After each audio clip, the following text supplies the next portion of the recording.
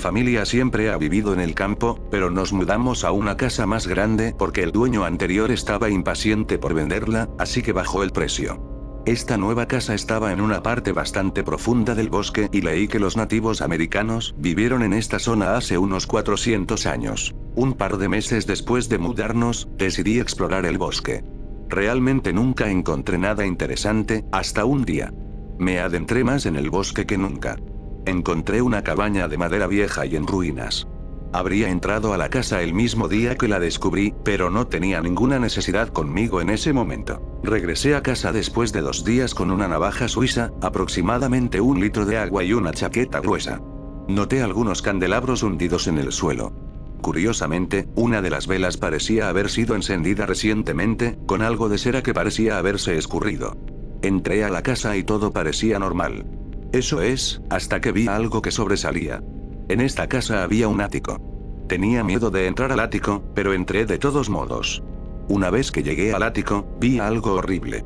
Era una efigie terrible con patas de cabra y astas de ciervo, pero la parte más horrible era el torso de un humano. Vomité ante el olor en esta habitación, y me desmayé. No sé cuánto tiempo estuve dormido, pero inmediatamente salí corriendo de la cabaña, a pesar de que estaba oscuro.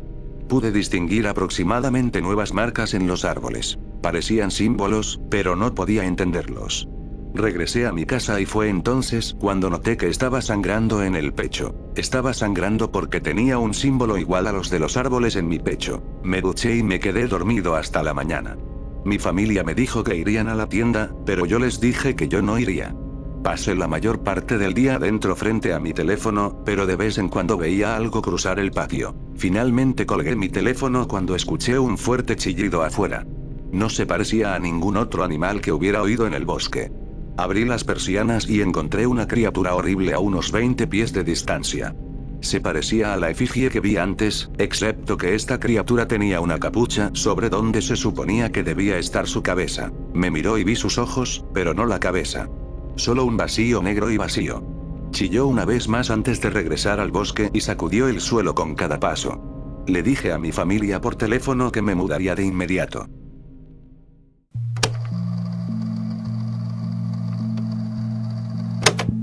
Nunca creí en lo sobrenatural, en los susurros de oscuridad que algunos dicen que acechan en los rincones de nuestro mundo.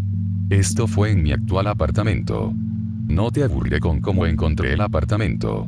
En resumen, soy programador, necesitaba un nuevo lugar antes de mi próximo proyecto independiente y afortunadamente encontré un lugar barato que tenía un dormitorio dentro de mi presupuesto. Vi el armario del pasillo en el primer recorrido y no le presté atención. Era solo un espacio de almacenamiento con pintura descascarada y apenas lo suficientemente grande como para entrar. Quiero decir, tengo que cerrar la puerta cuando mi ropa está colgada allí. La primera vez que noté que algo andaba mal fue el miércoles por la tarde hace 2 semanas. Acababa de regresar de dejar mis currículums en las empresas de tecnología. Estaba cansado y navegaba sin pensar en mi teléfono para ver si alguien me había contactado en uno de los muchos sitios de trabajo independiente. Cuando pasé por el armario, un escalofrío recorrió mi espalda. Hice una pausa y miré la puerta entreabierta. Extraño, murmuré, convencido de que lo había cerrado esa mañana.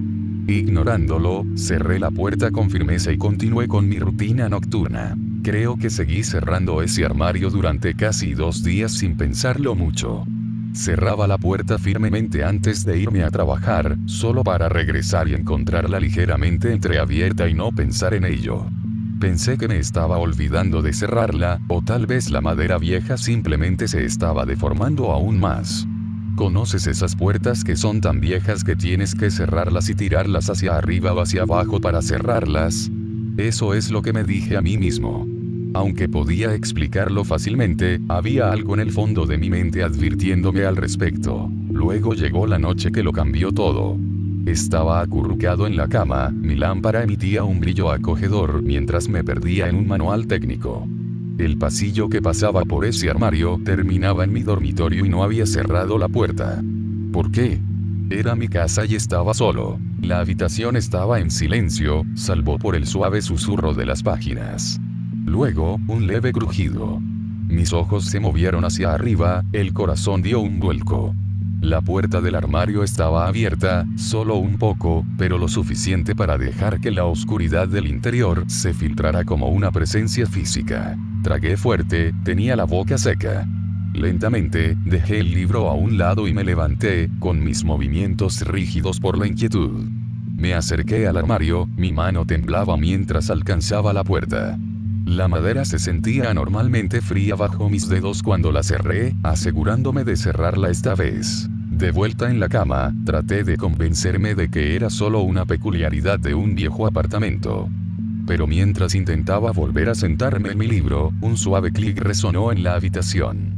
Mi corazón latía con fuerza en mis oídos mientras me sentaba, mirando la puerta del armario ahora abierta. La cerradura estaba abierta y la puerta entreabierta, como burlándose de mis débiles intentos de seguridad. A partir de entonces, la rutina fue la misma todas las noches. Cerraba y echaba llave al armario, solo para encontrarlo abierto de nuevo, con sus oscuras fauces abiertas como un grito silencioso. Lo intenté todo. Barricarlo, cerrarlo con clavos. Pero nada funcionó. Cada vez que me daba la vuelta, se abría, como si una mano invisible estuviera en juego. El sueño se convirtió en un recuerdo lejano. Me quedé despierto, mirando la puerta, temiendo lo que pudiera surgir de sus profundidades. La oscuridad interior parecía viva, respirando, esperando. Lo que había en el armario, no tenía prisa por salir. Empecé a ver cosas, sombras revoloteando en mi visión periférica, susurros en la oscuridad de la noche que me despertaron. En aquel entonces era un armario corriente. Lo busqué y no había nada allí. Por la noche, adquiría la sensación de que un ser vivo me observaba a través de la rendija que se abría todas las noches. Entonces, una noche, en un ataque de valentía desesperada, decidí afrontarlo. Probablemente fueron las 12 o 13 cervezas que me tomé. Dejé la puerta abierta, mirando al abismo. Me negué a permitir que esta cosa siguiera burlándose de mí. Pasaron unas horas, mis ojos enfocados, mi cuerpo rígido por la tensión. Era alrededor de la 1 de la madrugada, el alcohol finalmente desapareció de mi sistema y mis ojos se volvieron pesados cuando lo vi. Un par de ojos luminosos me devuelven la mirada desde la rendija de la puerta. No pude ver nada más en esa oscuridad mientras me miraba. Sabía que lo había visto y sabía que me había visto. La visión de esos ojos, sin parpadear, inquebrantables, aclaró el resto del alcohol de mi cabeza. Quería gritar, correr, pero estaba congelado, atrapado en su mirada. Sentí como si estuviera mirando la esencia misma de mi ser. El aire se volvió más frío, las sombras de mi habitación se estiraban y retorcían en formas grotescas. Sé que estás allí, susurré, con la voz temblorosa. Los ojos no parpadearon, no se movieron. Simplemente observaron, inquebrantables. Luego, lentamente, los ojos se cerraron y se abrieron en un parpadeo perezoso cuando escuché una voz gutural que hizo que mi piel se erizara en respuesta. Lo sé. La puerta del armario del pasillo se cerró y se cerró sola, lo que rompió el hechizo sobre mí. Desde entonces, he estado en mi auto tratando de decidir qué hacer. No sé qué es ni qué quiere, pero no puedo permitirme el lujo de mudarme a otro lugar. Quizás no sea peligroso. Quizás también necesite un hogar. Lo descubriré esta noche cuando vuelva. Tiene que haber una salida a esto.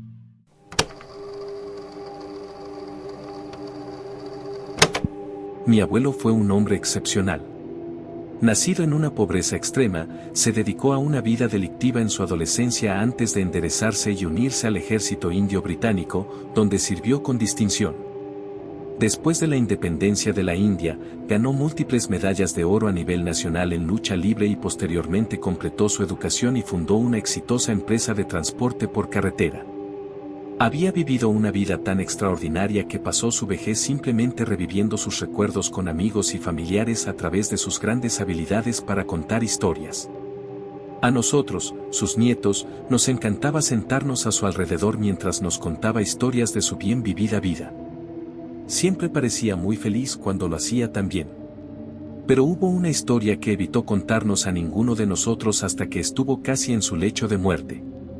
Una historia que se ha quedado conmigo, incluso después de todos estos años. Lo recuerdo todo como si hubiera sucedido ayer, como sus ojos se abrieron y sus manos huesudas temblaron de miedo mientras contaba la experiencia más aterradora de su vida. Afortunadamente, tenía una grabadora a mano y puedo contarte lo que me dijo, con sus palabras exactas. ¿Estás seguro de que quieres grabar esto? Porque no es muy agradable. Está bien entonces. Simplemente no le digas a tu madre lo que te digo aquí. No quiero ser responsable de ninguna pesadilla que puedas tener debido a esto. Todo esto ocurrió allá por 1942, en plena campaña de Arakan. Los japoneses habían llegado hasta Birmania, me refiero a Myanmar. La campaña fue la primera ofensiva del ejército aliado para hacer retroceder a los japoneses. Y déjame decirte que fue un fracaso espectacular. No estábamos preparados para el ataque. Recuerde, esto fue cuando los indios no podían ascender al rango de mayor subedar y todos los puestos de mando estaban ocupados por los británicos. Y no tenían idea de qué carajo estaban haciendo. Tenían poca o ninguna experiencia luchando en las bochornosas selvas, nuestra infraestructura de transporte, nuestras líneas de suministro, eran patéticamente débiles. Demonios, Bengala, que se suponía que sería la plataforma de lanzamiento de la invasión, sufrió una hambruna devastadora apenas un año después. Estoy seguro de que debes haber leído sobre eso en la escuela. Los japoneses, por otra parte, estaban bien fortificados y realizaban emboscadas con regularidad. No fue sorprendente que escuadrones de patrulla enteros fueran aniquilados en un abrir y cerrar de ojos. Los atacantes aparecían repentinamente entre las sombras y desaparecían antes de que pudiera llegar ayuda. Fue terrible. Estábamos nerviosos todo el tiempo. Cada rama que se partía, cada hoja que crujía hacía que nuestros dedos presionaran el gatillo de nuestros rifles. Para agravar todo eso estaban las duras condiciones. Teníamos muchas más probabilidades de morir a causa de las enfermedades que de la guerra. La comida que comíamos apenas era suficiente para mantenernos en pie, la amenaza de la malaria y la disentería siempre cobraba gran importancia. Serpientes, arañas y otros insectos más grandes que cualquier cosa que hayamos visto jamás se arrastraban sobre nuestros cuerpos demacrados mientras dormíamos. Nubes de moscas, que parecían nubarrones oscuros, descendían sobre los cadáveres de nuestros hermanos. Fue un infierno.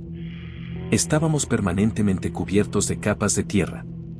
Las lluvias azotaron el bosque con una frecuencia alarmante, haciendo que el clima fuera tan húmedo que parecía que nuestra piel comenzaba a derretirse. Las repetidas lluvias prácticamente destruyeron nuestras líneas de comunicación, y el suelo se había vuelto tan pantanoso que algunos soldados se habían quedado atrapados en ellas, hasta los muslos. Era tan malo que en ocasiones la estructura de mando se había desmoronado por completo y partes desorganizadas del ejército operaban casi independientemente unos de otros. Fue en tal situación que esa pesadilla apareció en nuestras vidas. Uno de los peores aspectos de los combates en la jungla fue la guerra psicológica.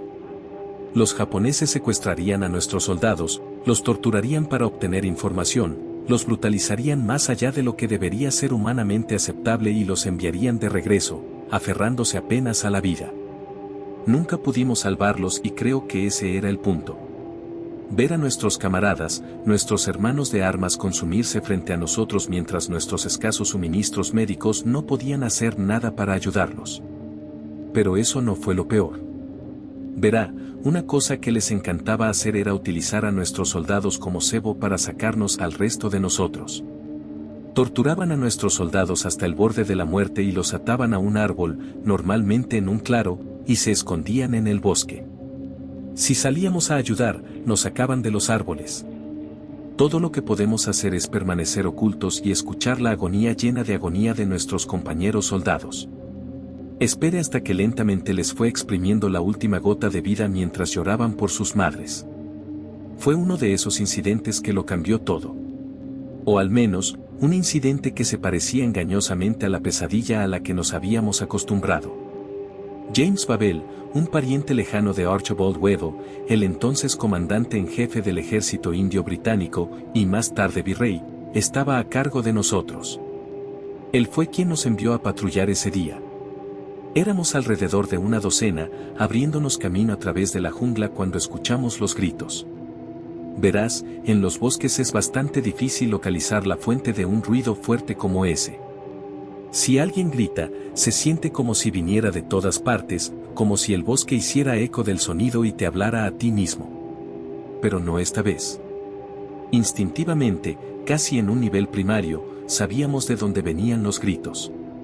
Y casi como aturdidos, agarramos fuertemente nuestras armas en nuestras manos y lo seguimos, o más probablemente fuimos conducidos allí, si eso tiene algún sentido.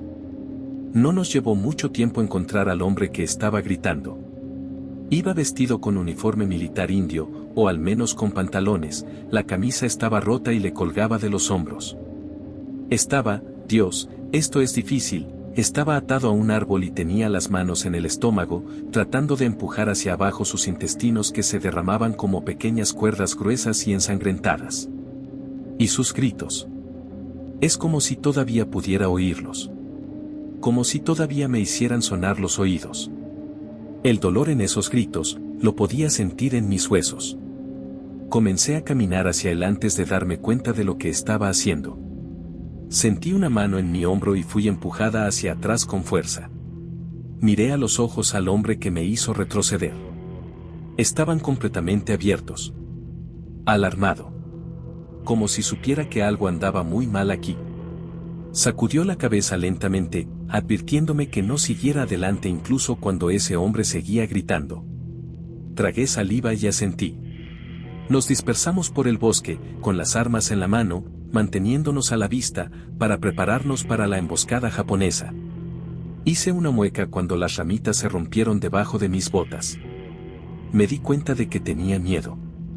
No de los japoneses que presumiblemente se esconden entre los árboles en algún lugar cercano a nosotros. No. Pero el hombre herido frente a nosotros.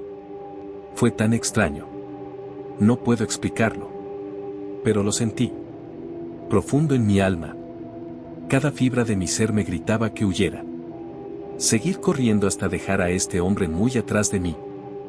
Tomé posición ligeramente a la izquierda del hombre y comencé a esperar. Esperando a que muriera y a que terminara lo que fuera. Pero no fue así. El hombre gritó, lloró, sollozó, pidió ayuda, pero no pareció morir. Los minutos se convirtieron en horas y el sol empezó a esconderse tras el horizonte, pero él siguió gritando. Nos quedamos clavados en nuestros lugares, incapaces de movernos, como hipnotizados por la extraña actuación.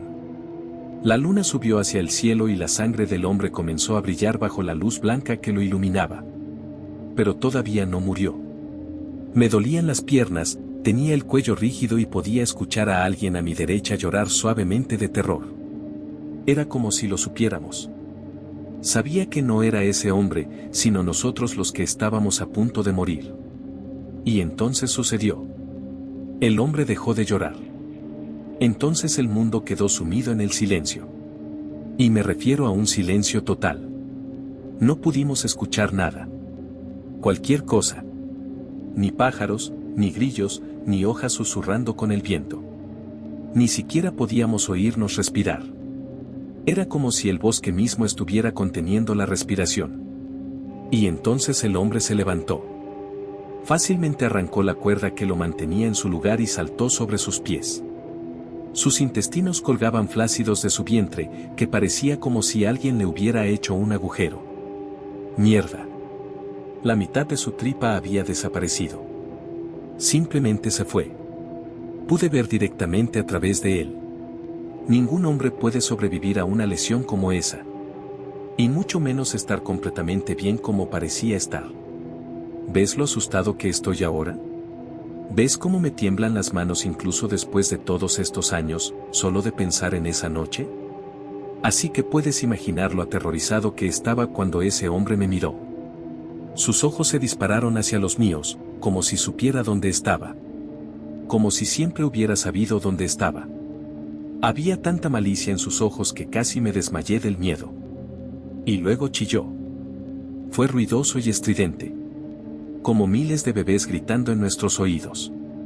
Recuerdo temblar en mis botas con solo mirar ese gruñido de odio en su rostro. Comenzó a correr hacia mí. Con estas grandes zancadas, cubre la mitad de la distancia en segundos. Afortunadamente, ese repentino estallido de movimiento me había devuelto los sentidos y comencé a huir de él. Dejé caer mi arma, mi mochila y salí disparado. Salté pequeñas rocas y raíces demasiado grandes, me escondí debajo de las ramas, caminé entre matorrales, tropecé en la oscuridad, pero seguí corriendo. En un momento mis botas se atascaron en el barro empapado, pero me liberé y moví las piernas para seguir corriendo. Eché un vistazo por encima del hombro y lo vi acercándose a mí, con los intestinos golpeando su muslo mientras corría. Estaba sonriendo. De oreja a oreja. Como si la persecución fuera lo mejor que le había pasado en la vida. Como si quisiera tomarse su tiempo y saborear verdaderamente la caza. Mover. Mover. Mover. Debo ir más rápido, pensé. Escuché gritos detrás de mí, acompañados de fuertes desgarros y chapoteo. Estaba destrozando al escuadrón de patrulla. Uno a uno. Y pronto sería mi turno. Mis pulmones ardían, cada respiración era un acto desesperado de supervivencia. Mis piernas empezaban a temblar. Sabía que no duraría mucho. No podía dejarlo atrás. Pero podría esconderme. Yo encontré esta pequeña grieta, donde este árbol gigante había sido arrancado de raíz, escondido en un rincón oscuro del bosque. Corrí hacia el pequeño agujero y me oculté en las sombras. Ni siquiera estaba pensando en serpientes o alguna otra criatura venenosa esperándome en la oscuridad. Solo quería alejarme de esa cosa.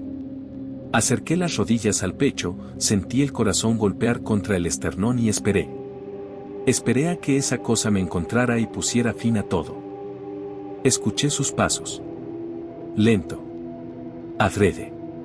Sintió las hojas moverse y crujir bajo sus pies descalzos. Luego empezó a silbar.